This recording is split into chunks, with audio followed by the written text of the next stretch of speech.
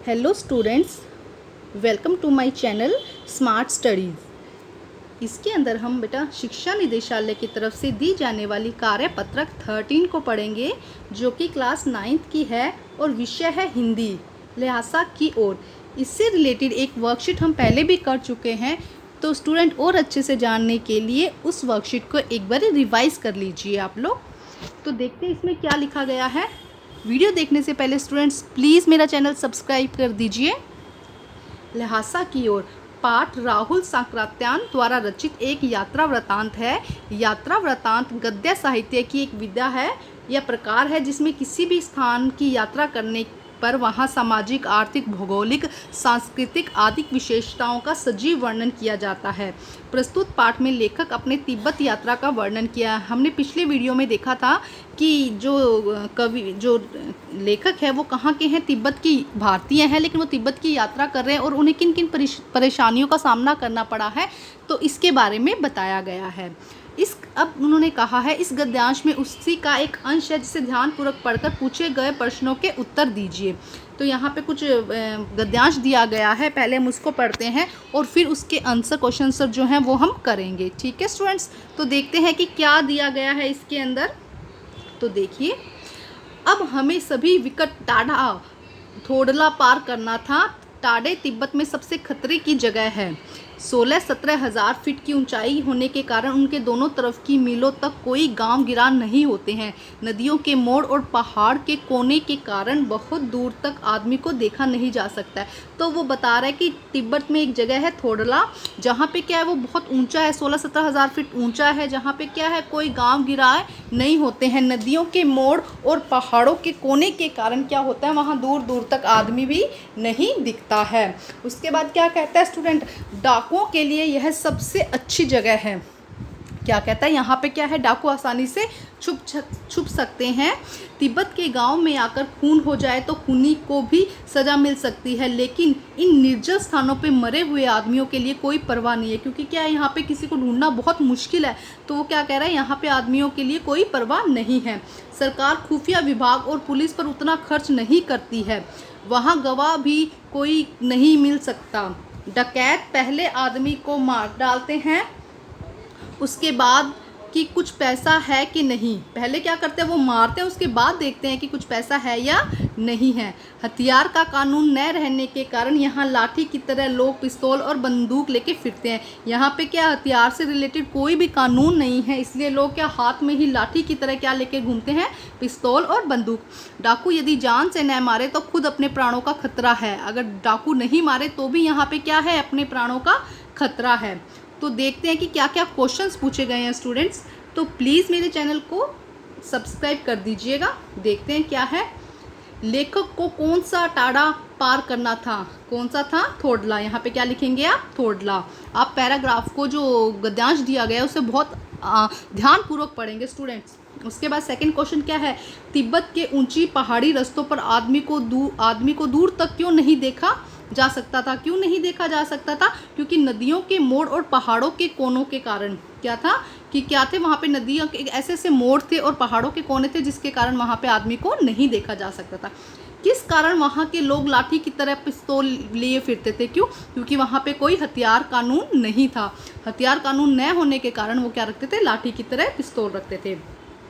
तिब्बत के पहाड़ों में डाकुओं के लिए सबसे सुरक्षित स्थान कौन सा था, सबसे सुरक्षित स्थान कौन सा था, नदियों और पहाड़ों के मोड़, क्योंकि वहाँ पे क्या था, कोई आदमी दूर तक दिखता नहीं है, इसीलिए वो क्या था, वहाँ पे आसानी से देखे जा सकते हैं। ठीक है स्टूडेंट, अब हम नेक्स्ट क्वेश्चन करते हैं। देखिए क्या लिखा है नेक्स्ट क्वेश्चन में, क्या लिखा हुआ है नेक्स्ट क्वेश्चन में, देखो आप।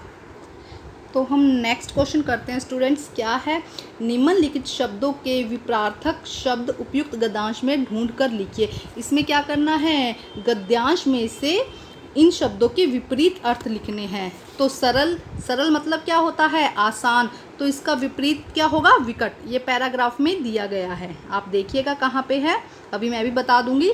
और दूसरा है सघन, सघन का क्या हो जाएगा, निर्जन। सघन मतलब बहुत घना, और निर्जन मतलब कि जहाँ पे कोई ना आता हो, तो क्या हो जाएगा, सघन का निर्जन। ये आपको दिखाती हूँ, देखो पैराग्राफ में कहाँ पे दिया गया है। ये देखिए पैराग्राफ में सबसे पहले क्या था, उन्होंने पूछा सरल का विकट, ये रहा। सरल का विकट, और दूसरा निर्जन ये यहाँ पे है। ठीक है स्टूडेंट, तो ये दो इसके गद्यांश में से हमने क्या ढूंढ लिए, विपरीतार्थक शब्द। अब स्टूडेंट वो क्या कहता है, अपने गतिविधि है क्वेश्चन 6 पे, क्या है गतिविधि, अपने किसी यात्रा का वर्णन अपने शब्दों में कीजिए। आपने कभी यात्रा की होगी तो उसका वर्णन करना है स्टूडेंट अपने शब्दों में कि क्या हुआ था उस यात्रा में। तो मैं आपको थोड़ा बहुत हिंट दे देती हूँ कि क्या क्या कर सकते हैं आप इसके अंदर, बाकी आप अपने शब्दों में इसे लिखिएगा स्टूडेंट्स। तो देखिए स्टूडेंट्स क्या लिख सकते हैं आप इसके अंदर, मनुष्य एक सामाजिक प्राणी है जिसे विविध स्थानों का भ्रमण करना है, वहाँ की संस्कृति विषय में जानना बहुत अच्छा लगता है। इस बार गर्मी की छुट्टियों में मैंने अपने परिवार के साथ किसी पर्वतीय स्थल पर घूमने की योजना बनाई और तभी मेरे मित्र ने सुझाव दिया कि आप गर्मी की छुट्टियों में भ्रमण के लिए शिमला जा सकते हैं। आप कुछ और भी लिख सकते हैं, आपको यहाँ से थोड़ा सा हिंट मिल जाएगा जिससे आपके लिए लिखना आसान हो जाएगा, जो कि बहुत सुंदर पर्यटन स्थल है और हिमाचल प्रदेश की राजधानी है। हम सबको उनका सुझाव पसंद आया और हम यात्रा की तैयारी में लग गए। हमने शिमला में बस जाने के लिए निर्धारित किया।